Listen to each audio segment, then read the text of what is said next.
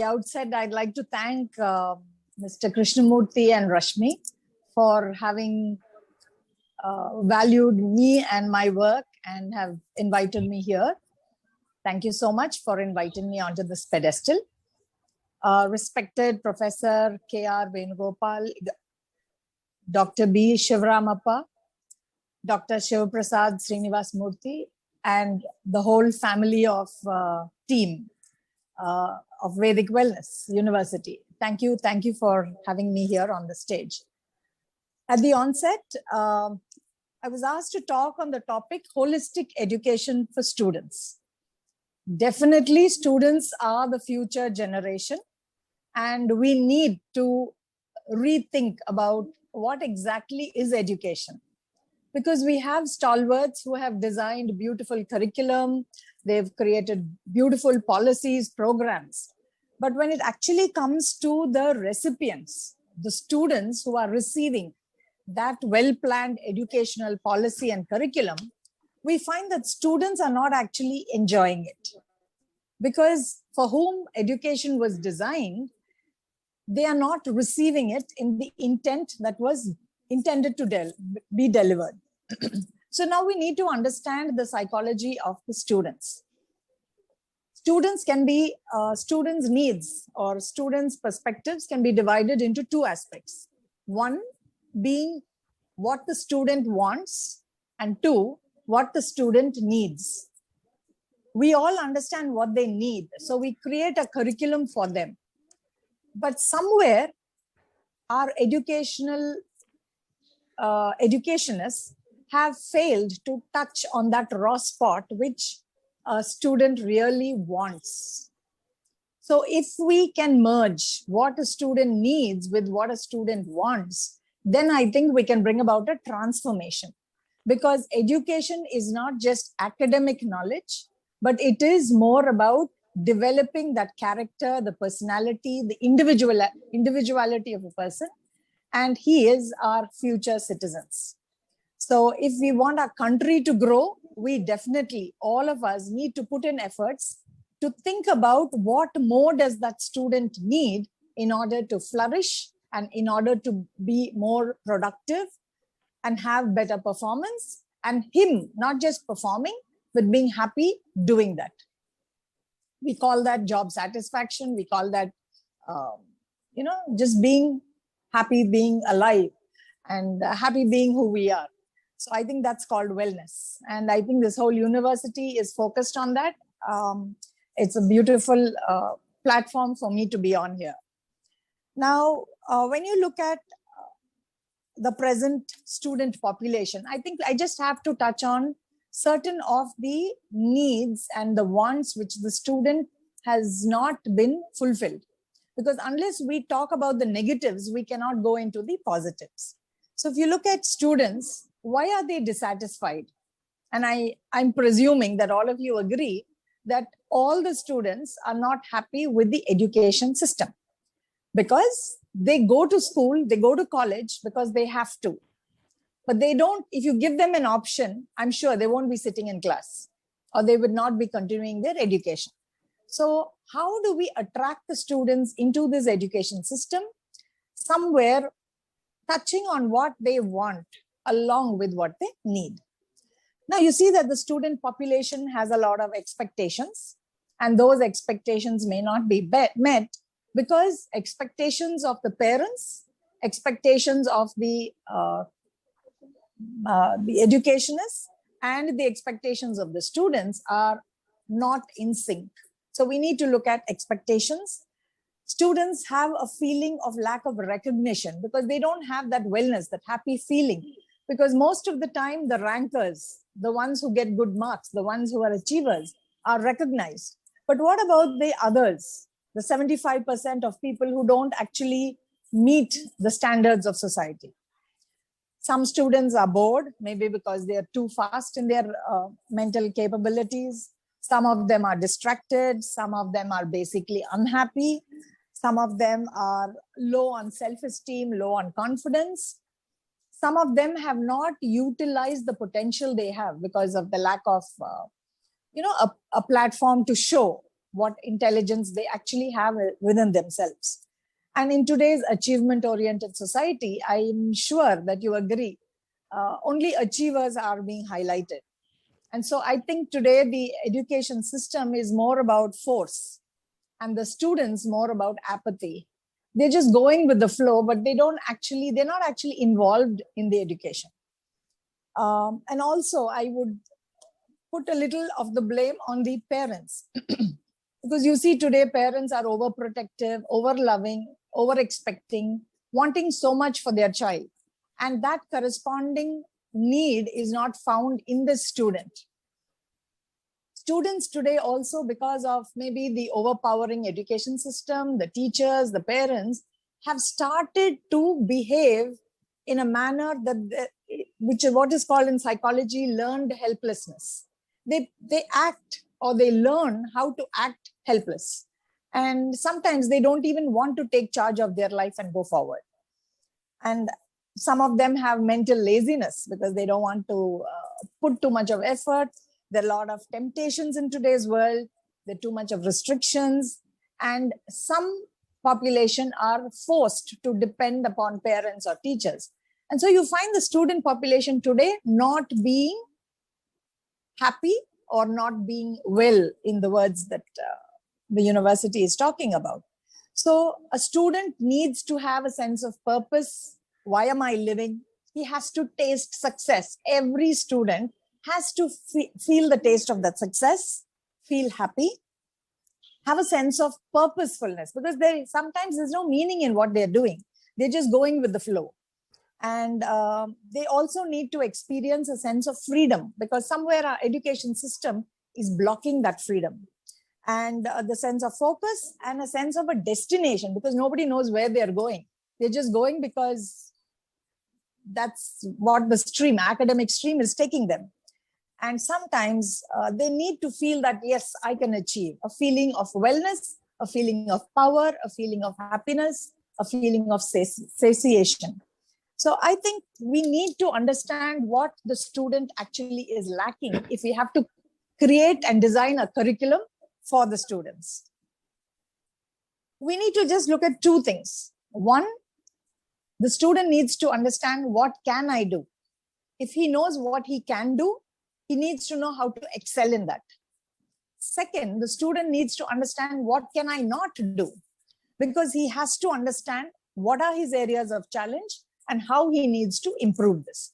Because here I talk both on the level of a psychologist as well as an educationist. And I am combining both because I understand the student's mindset. That has been my area of research. And I understand the educationists and the curriculum designers, because I'm also a part of that too. And most important, I look at this from another perspective. When you talk about wellness, today when we look at our society, I don't think our society is well. Because you see, there's a lot of suicide, a lot of psychiatric disorders, there's drugs rampant in many universities especially. They're the hub of drug addiction. A lot of alcoholism, smoking. There are too many love stories going around where people are distracted and they're not focused on their career and their life. There's too much of importance to sex and satisfaction of their needs. That's why rape comes in, because they need to show pressure and force in order to get what they want. There's a lot of gambling, cricket betting.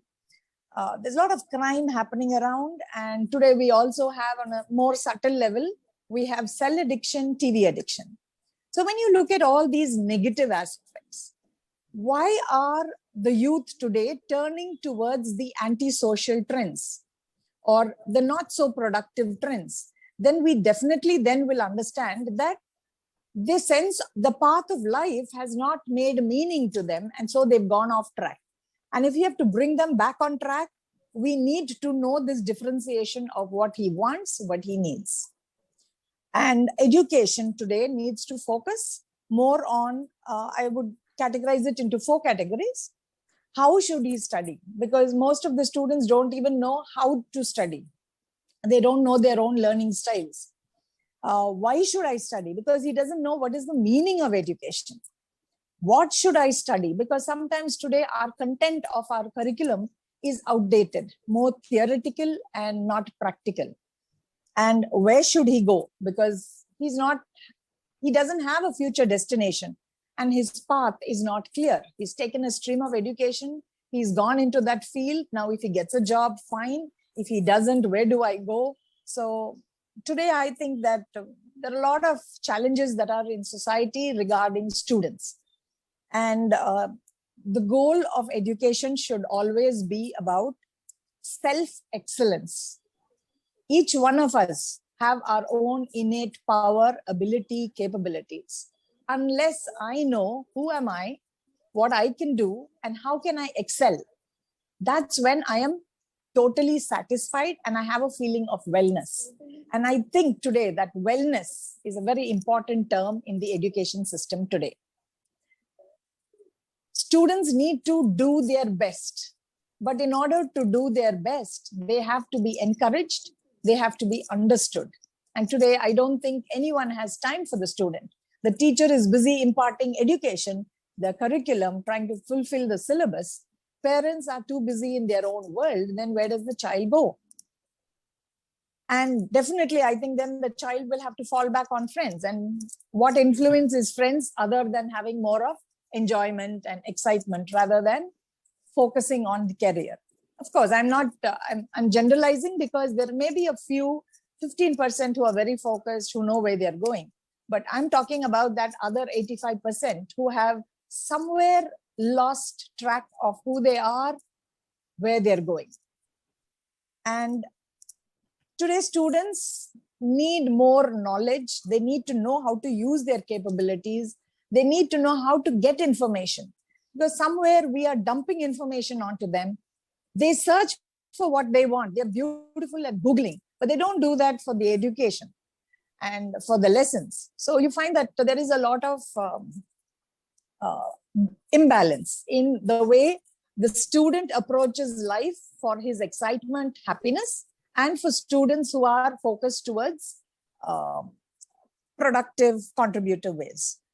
Now, there must be skill development for task mastery. And sometimes, we are not actually, though we talk about skill development at the university level, college level, and professional colleges, still I feel there is certain gaps which we need to address. And we need to make every student learn how to apply his knowledge in order to increase productivity. Because when the brain is engaged, then the student automatically is happy. So that sense of purpose, that sense of well-being is what is lacking in today's world. And like the Vice Chancellor had said, we need to have education on a multi-perspective level, like the cognitive, the social, the emotional. Most of the time, the social is taken for granted because they know how to make friends and move, but they don't know how to deal with their friends when there is a conflict. Emotional development is there. They learn how to be happy, sad, anger, all their emotions. But most of the time, it's not in control. And sometimes I think the purpose of this kind of Vedic Wellness University should be on teaching students how to channelize that emotion. Because today, if you see in the pandemic, all the clients that I get are around anxiety. And why do they have anxiety? Because they are locked into their own houses. They don't have their friends and, the social, physical release of energy. And also there is a lack of emotional release. So what happens is that all that emotions are pent up within themselves and this boils up. And so panic, anxiety, these are the kind of symptoms that I see in my day-to-day practice.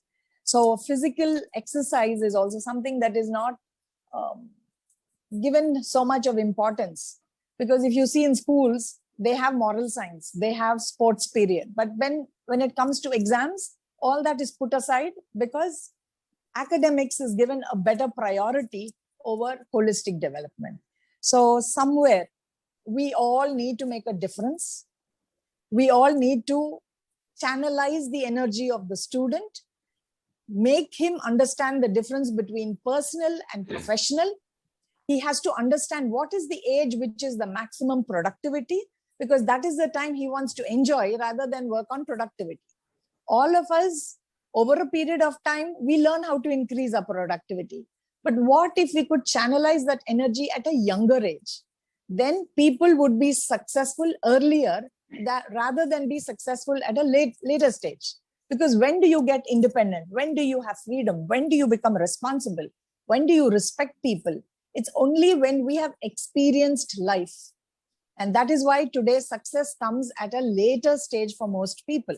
So if that could be imbibed at an earlier stage, then I think that we will have more successful citizens in our country if they appreciate the value of what they have, if they are recognized and if they are understood. My whole area of research for the past few years has been on understanding the brain. And I've come out with a theory of the brain design.